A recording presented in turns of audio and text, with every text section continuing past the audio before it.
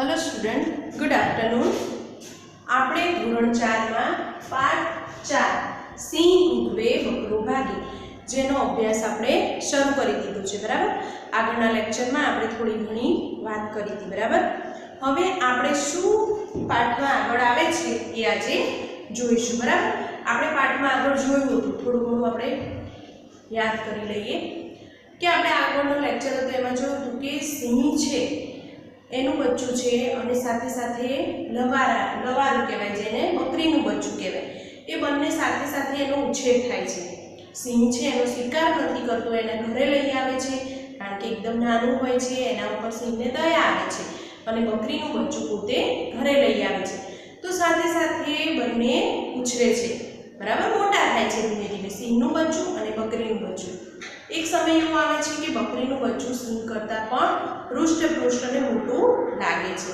હવે આગળ આપણે જોઈએ કે એ બંનેનો ઉછેર થાય છે, સાથે સાથે આગળ શું થાય છે, બરાબર। પેજ નંબર 59 પર આપણે આગળ વાત કરી રહ્યા છીએ। હવે આગળ શું થશે એના પછીનું આપણે વાંચીએ છીએ। એક વખત નાનીઓ અને મોટીઓ, આ બંનેના નામ પણ પડી ગયા હોય છે, બરાબર। નાનીઓ અને મોટીઓ, સિંહના બચ્ચાને નાનીઓ કહેતા હોય અને બકરીના બચ્ચાને મોટીઓ કહેતા હોય છે, બરાબર। રમતગમતમાં એવી જગ્યાએ પહોંચી ગયા જ્યાં ઘણા હાથી હતા। નાનીઓ અને મોટીઓ બંને ક્યાં પહોંચી ગયા હતા? તો એવી જગ્યાએ પહોંચી ગયા હતા કે જ્યાં આગળ ઘણા બધા હાથી હતા। હાથીઓને જોઈ સિંહનું બચ્ચું ઝૂણી બની ગયું, તે ઘુરકતું હાથી સામે જવા લાગ્યું।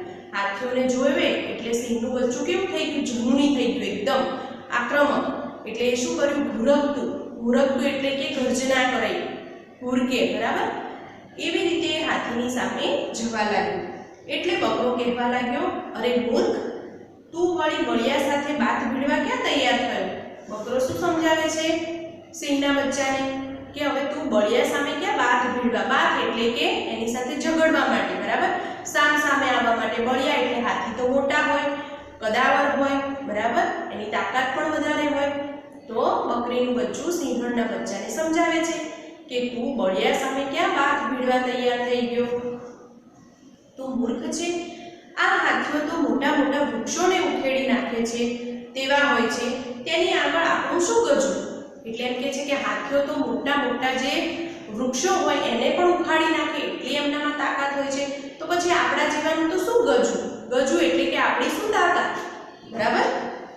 માટે ઓ નાનિયા પાછો ફર, સિંહણના બચ્ચાને કહે છે કે નાનિયા તું પાછો ફર। સિંહનું બચ્ચું બકરાનો મોટો ભાઈ તરીકે આદર રાખતું હતું, તેથી તેણે આજ્ઞાનો અનાદર કર્યો નહીં, તરત જ તે પાછું ફર્યું, પછી બંને ઘરે આવ્યા। જુઓ, સિંહનું બચ્ચું છે એ નાનું હતું અને બકરીનું બચ્ચું મોટું લાગતું, એટલે સિંહણના બચ્ચાને નાનીઓ નામ આપ્યું અને બકરીના બચ્ચાને મોટીઓ નામ આપ્યું। સિંહણનું બચ્ચું બકરીના બચ્ચાને કેવું માન આપતું હતું? તો મોટા ભાઈ તરીકે, બરાબર, એટલે મોટો ભાઈ જેમ કે એમ એની આજ્ઞામાં વર્તે, એ જે કે એમ જ કરે।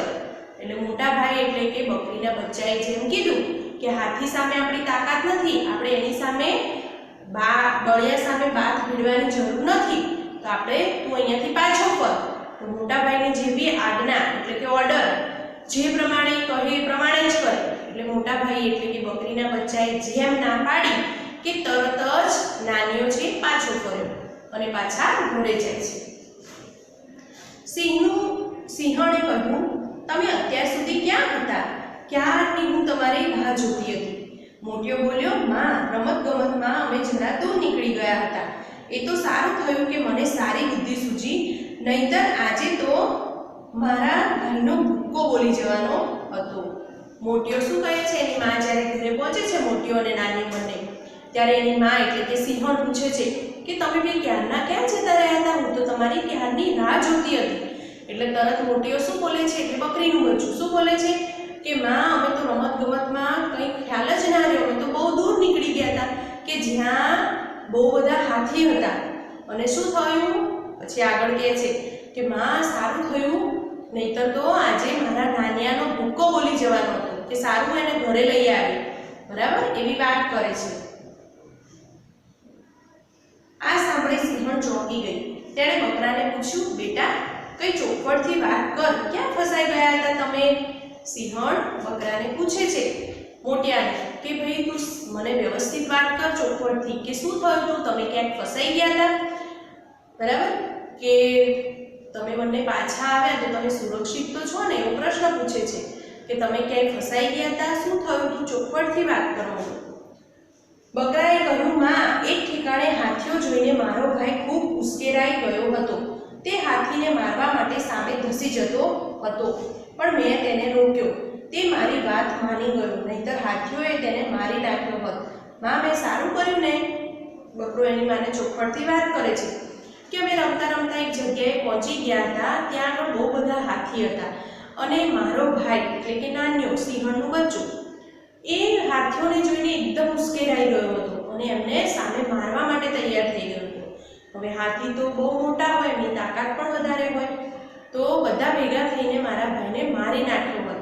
માં, મેં સારું કામ કર્યું ને કે હું એને ઘરે પાછો લઈ આવ્યો. બરાબર, એમ એની માને વાત કરે છે. સિંહણે કહ્યું, બેટા, તું બધી બાબતોમાં હોશિયાર છે, પણ તારી અને અમારી જાત જુદી છે. હવે તું ડાહ્યો થઈને તારા બકરાના ટોળામાં ચાલ્યો જા. આજે મારા બેટાએ મોટા ભાઈ તરીકે તારી આજ્ઞા પાડી છે, પરંતુ હવે તે મોટો થયો છે, ખરો સિંહ બન્યો છે. કોઈ દિવસ તને અને હાથીને પણ સપાટામાં લઈ પૂરા કરી નાખશે. શું કહે છે? હવે સિંહણ સામે વળતો જવાબ આપે છે. શું જવાબ આપે છે? કે બેટા, એ વાત બરાબર કે તું એને ઘરે પાછો લઈ આવ્યો, મોટા ભાઈ તરીકે તારી આજ્ઞા એને પાળી અને તારું માન રાખ્યું મોટા ભાઈ તરીકેનું, અને ઘરે પાછો પણ આવી ગયો.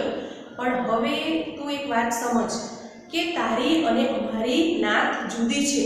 તું બકરો છું અને અમે સિંહ છીએ.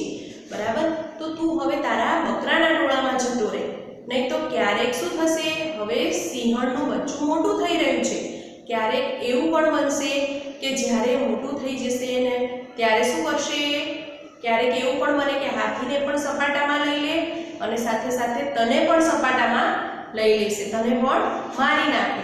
એટલે હવે તું બકરાના ટોળામાં જતો રહે.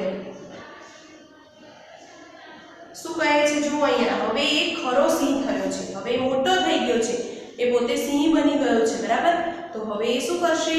હવે બધાનો શિકાર કરવા શીખશે.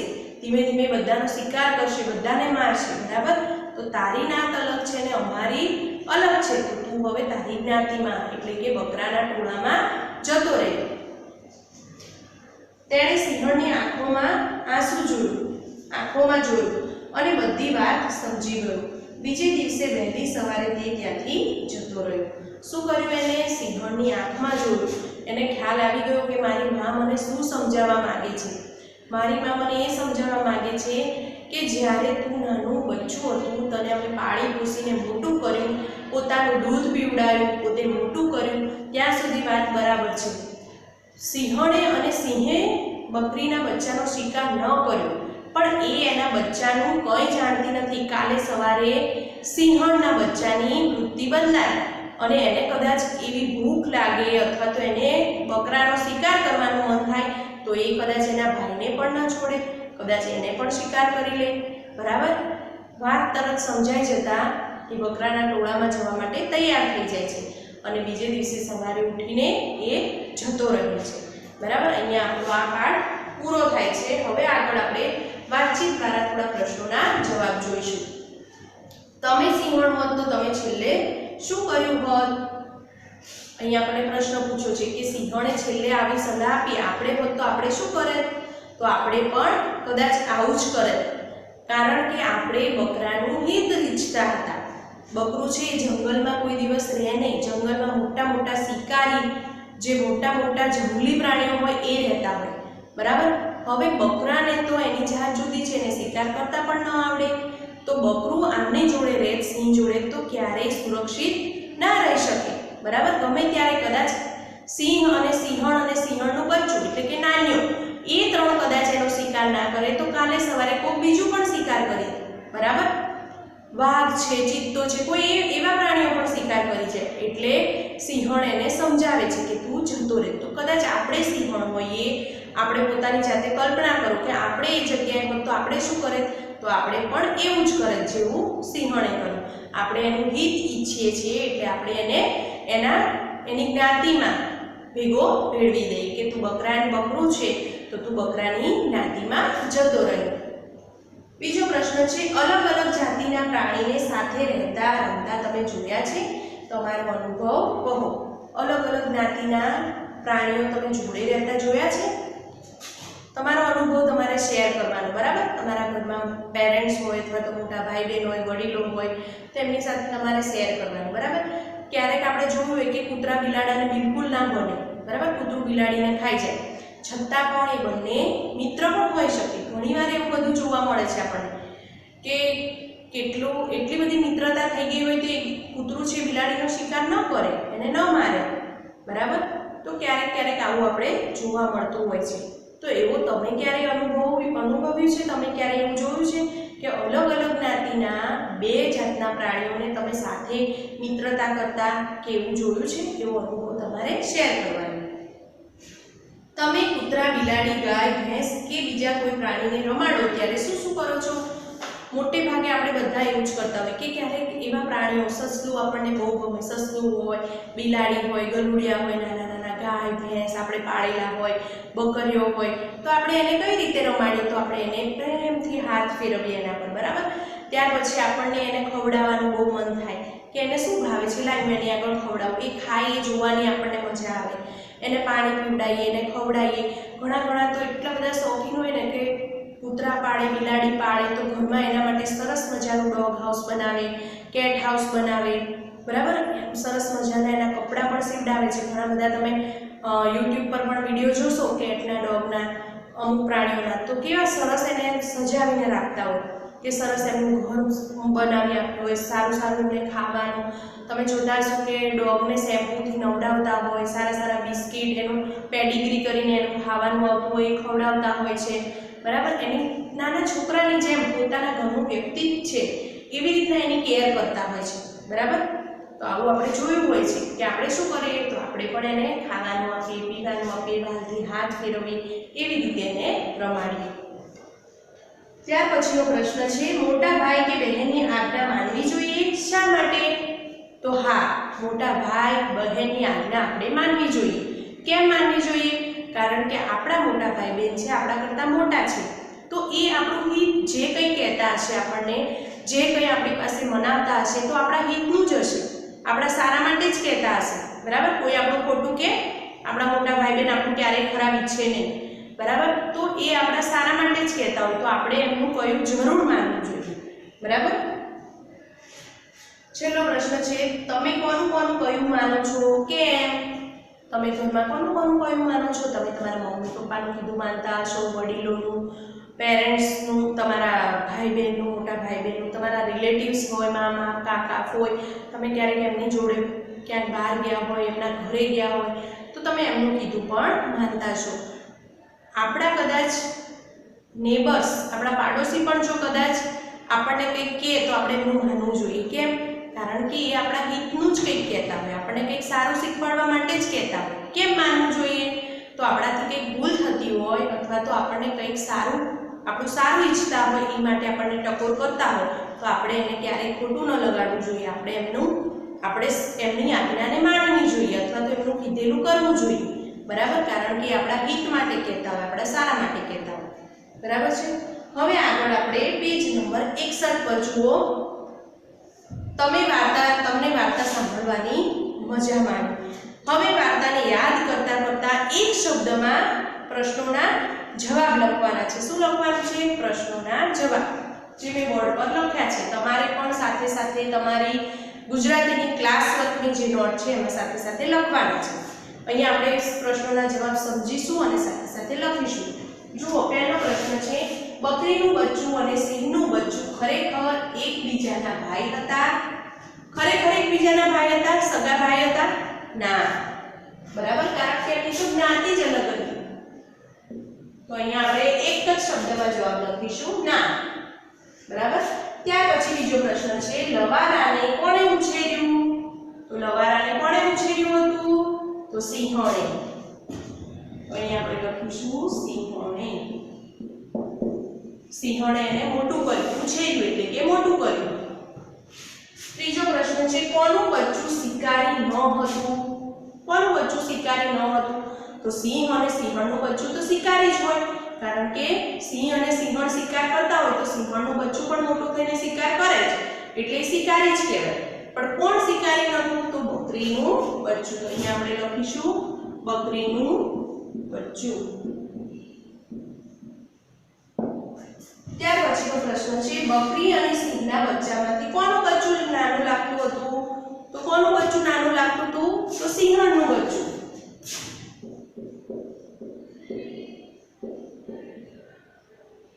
બરાબર.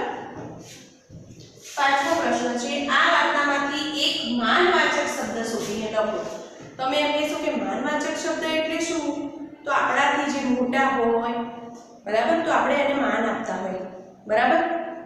મોટા ભાઈ, મોટા ભાભી, મોટા બેન, બરાબર. તમારા મોટા બેન હોય તો આપણે એને દીદી, મોટા બેન એવા શબ્દોથી બોલાવતા હોય.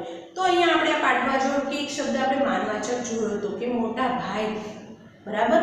જે સિંહણનું બચ્ચું છે એ બકરીના બચ્ચાને મોટા ભાઈ તરીકે માન આપતું હતું. તો અહીંયા આપણે માનવાચક શબ્દ લખીશું મોટા ભાઈ, કે જે માન આપે છે, બરાબર. તો અહીંયા આપણે પાંચ પ્રશ્નોના જવાબ તમારે નોટબુકની અંદર એક એક શબ્દમાં લખવાના છે, બરાબર. બધાએ સારા અક્ષરે નોટબુકની અંદર લખવાના છે.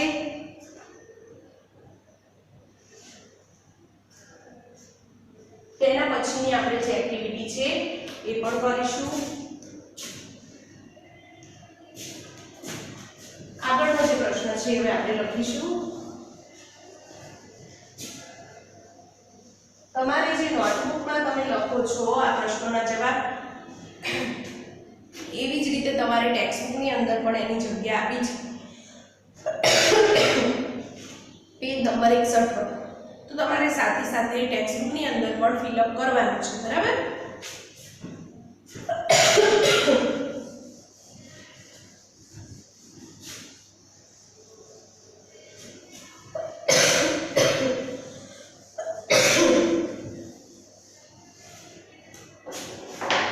આગળનો પ્રશ્ન છે જે આપણે ખરા ખોટા છે. અહીંયા આપણે સૂચના વાંચો. વાર્તાના આધારે વાક્ય ખરું છે કે ખોટું તે કહો. ખરું હોય તો સિંહની જેમ ગર્જના કરો અને કૌંસમાં છે હાવ લખો. શું લખવાનું? હાવ, જેમ સિંહ ગર્જના કરતો એમ. અને ખોટું હોય તો બકરીની જેમ બોલો અને કૌંસમાં બે બે લખો. પણ આપણે અહીંયા માત્ર ખરું અને ખોટું જ કરીશું, બરાબર. તો આપણે અહીંયા પહેલા ખરા ખોટા લખીશું. સૂચના બધાએ લખવાની છે.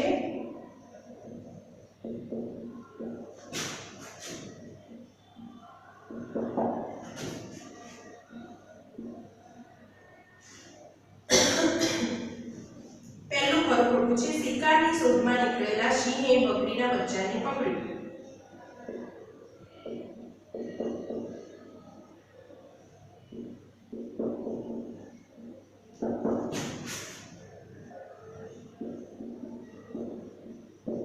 શિકારની શોધમાં નીકળેલા સિંહે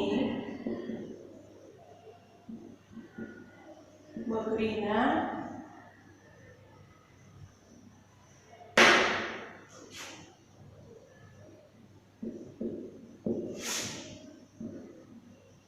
બચ્ચાને પકડ્યું.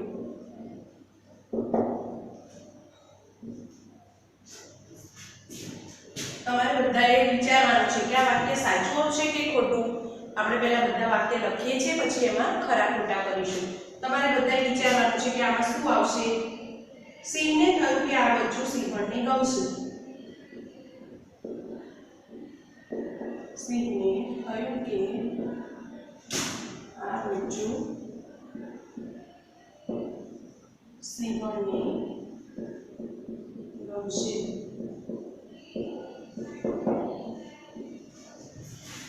બીજું છે બકરીના બચ્ચાને જો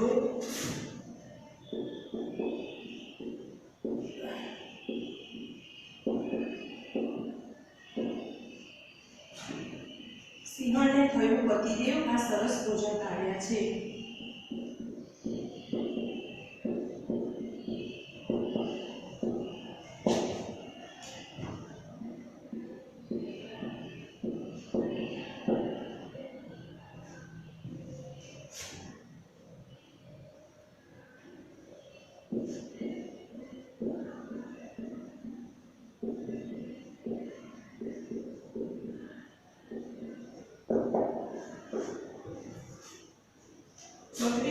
બચ્ચું નાનું હતું તેથી સિંહણે તેને સ્વીકારી લીધું.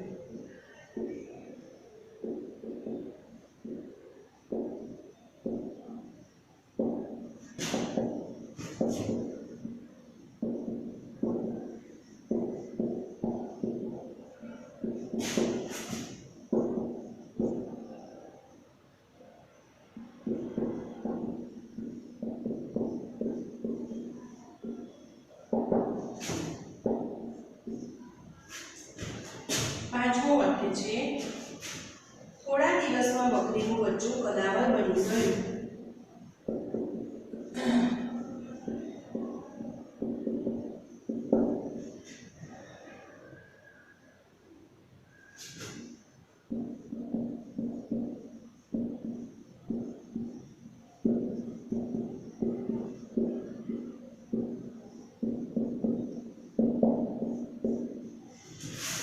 છઠ્ઠું વાક્ય છે કદાવર બકરાને સિંહણ મોટા ભાઈ કહેતી હતી.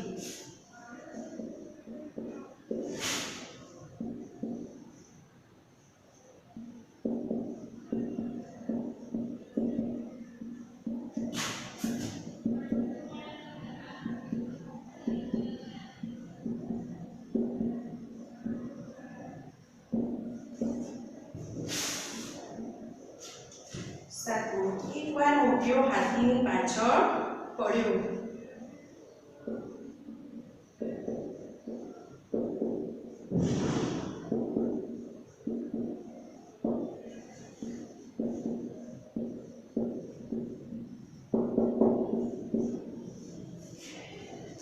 જો અહીંયા આપણે ખરા ખોટા તમે બધાએ વિચાર્યું હશે કે આમાં શું આવશે. તો જુઓ પહેલું ખરું ખોટું છે આપણે વાંચીએ કે શિકારની શોધમાં નીકળેલા સિંહે બકરીના બચ્ચાને પકડ્યું. બરાબર, તો આ વાક્ય સાચું છે. જ્યારે શિકાર કરવા માટે સિંહ નીકળ્યો હતો તો એને બકરીના બચ્ચાને પકડ્યું હતું, તો રાઈટ કરીશું. બીજું છે સિંહને થયું કે આ બચ્ચું સિંહણને ગમશે. બરાબર, સિંહ એ બચ્ચાને ઘરે લઈ આવે છે. સરસ મજાનું નાનું એવું બચ્ચું હોય છે તો સિંહને દયા આવે છે અને એ શિકાર કરતો નથી અને એવું વિચારે છે કે સિંહણને પણ આ બચ્ચું બહુ જ ગમશે એટલે એ ઘરે લઈ આવે છે. તો અહીંયા પણ રાઈટ આવશે. ત્યાર પછી છે બકરીના બચ્ચાને જોઈ સિંહણને થયું પતિદેવ આ સરસ ભોજન લાવ્યા છે. બરાબર, સિંહણને શું થાય છે કે સરસ મજાનું ભોજન પતિદેવ ઘર માટે લઈને આવ્યા છે. બરાબર, ચલો આમાં શું આવશે? આ ખરા ખોટામાં આપણે શું કરીશું? બધા વિચારો. ચલો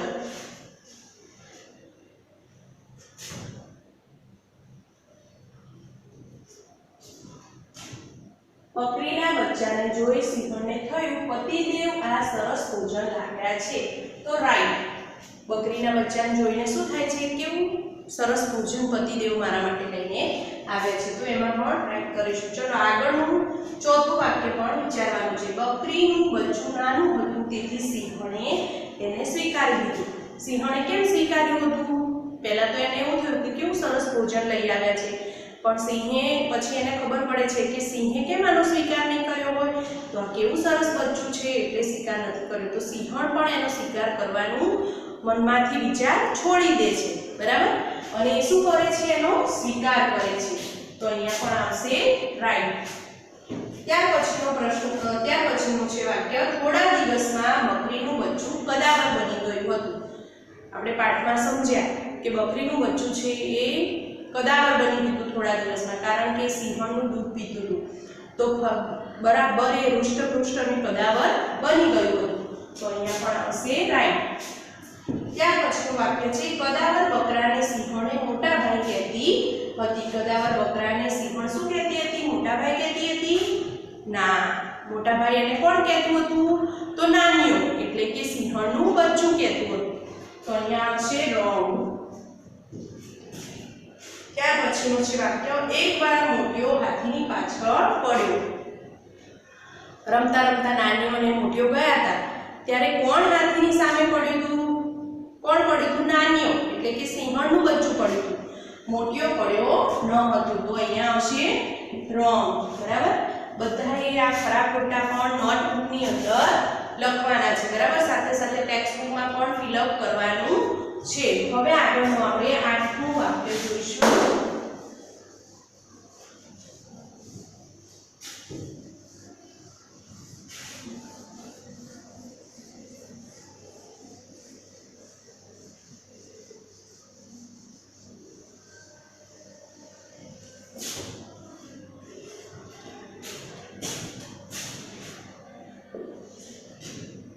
મોટિયાએ નાન્યાને હાથી પર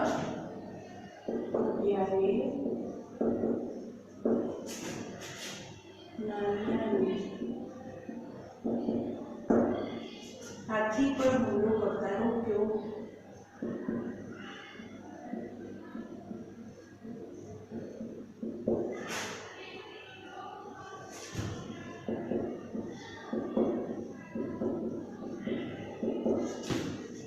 તે સિંહણને ન ગમ્યું.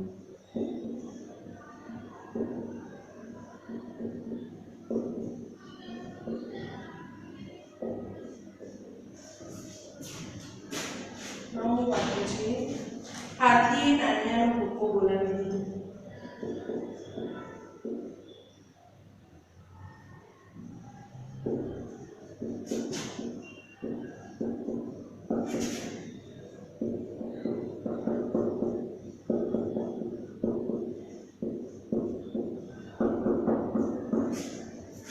છેલ્લું છે 10મું વાક્ય બકરો જંગલમાંથી જતો રહ્યો.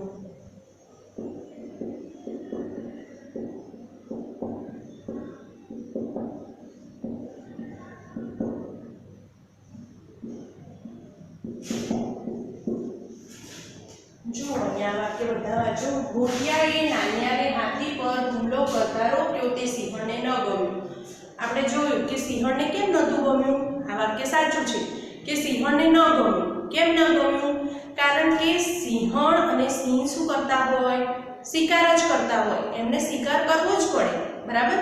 એમની જ્ઞાતિમાં બધા સિંહણ હશે એ શિકાર જ કરતા હશે.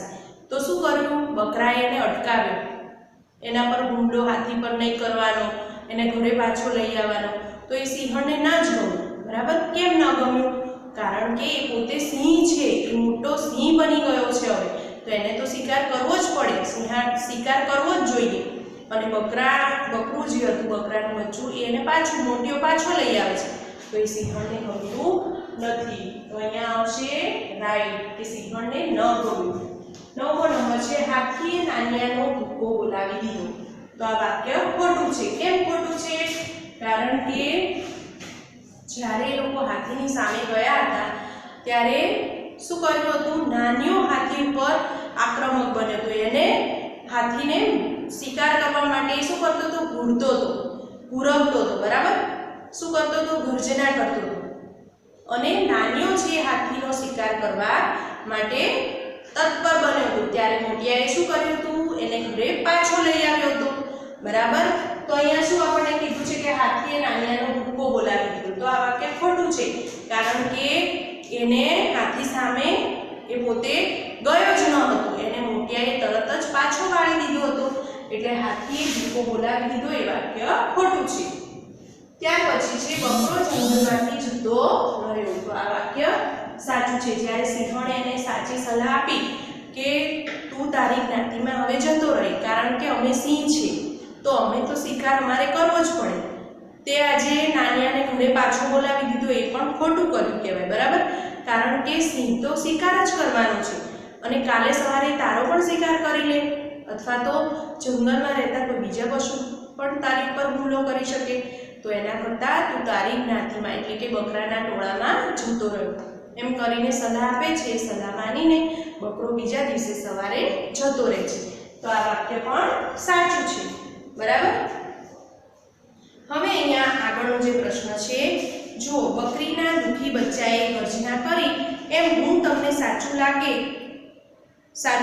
કે ખોટું, તો આપેલો શબ્દ કયા વાક્યમાં ખોટી રીતે વપરાયો છે તે શોધીને તેની નીચે લીટી કરો તથા વાર્તામાં જ્યાં જ્યાં તે શબ્દ આવતો હોય ત્યાં શબ્દ ફરતે ગોળ કરવાનું છે, બરાબર. તો અહીંયા જ્યાં પાઠની અંદર જે શબ્દ આવતો હોય એની સામે ગોળ કરવાનું છે. અને જ્યાં જ્યાં જે શબ્દ વાક્યની અંદર વપરાયો હોય ત્યાં આપણે લીટી કરીશું. જુઓ અહીંયા પહેલું આપણને આપ્યું છે આજ્ઞા. બરાબર, પહેલું શું આપ્યું છે? પહેલો શબ્દ આપ્યો છે આજ્ઞા.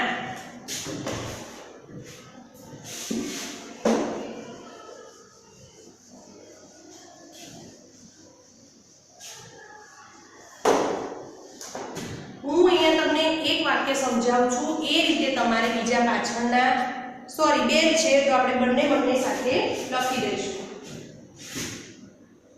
પહેલું છે આજ્ઞા.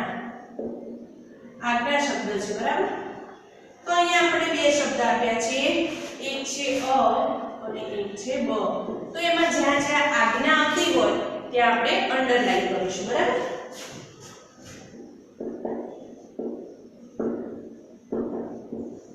રાજાએ મંત્રીને આજ્ઞા કરી કે કરી ચોર શોધી કાઢો.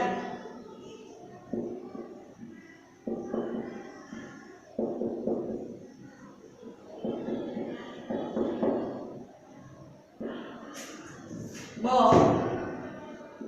શિક્ષકે શીતલને આજ્ઞા કરી કે તું બહુ કહેતું છે.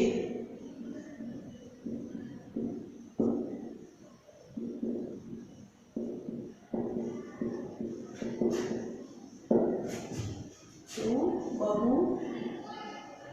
મહેનતું છે. બરાબર, જુઓ અહીંયા આપણને આજ્ઞા શબ્દ આપ્યો છે.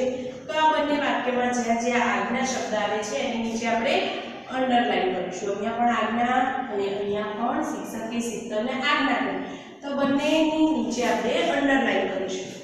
ત્યાર પછી બીજો શબ્દ છે અનાદર.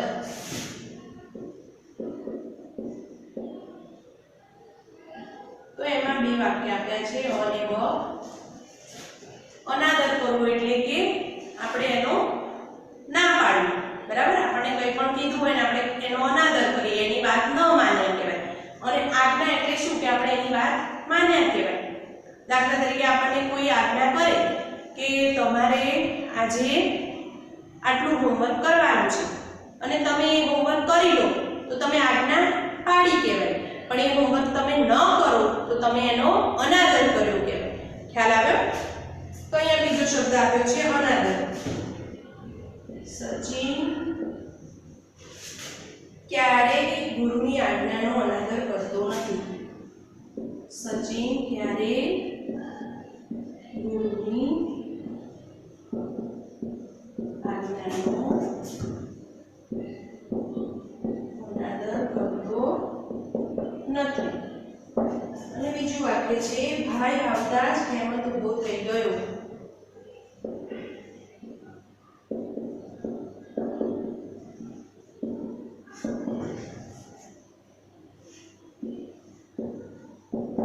ઊભો થઈ ગયો. આમ તેણે ભાઈનો અનાદર કર્યો.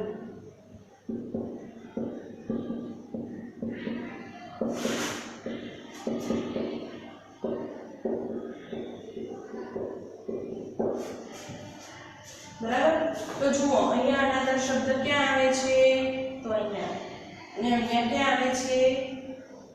તો છેલ્લે. જુઓ તો આપણે જ્યાં જ્યાં અંડરલાઈન કરી આજ્ઞા અને અનાદર એ બે શબ્દનો આપણે અહીંયા અંડરલાઈન કરી. તમારે આખા પાઠનું વાંચન કરવાનું છે હોમવર્કની અંદર. બધા હોમવર્ક નોટ ડાઉન કરશે. હોમવર્કમાં પાઠનું વાંચન કરવું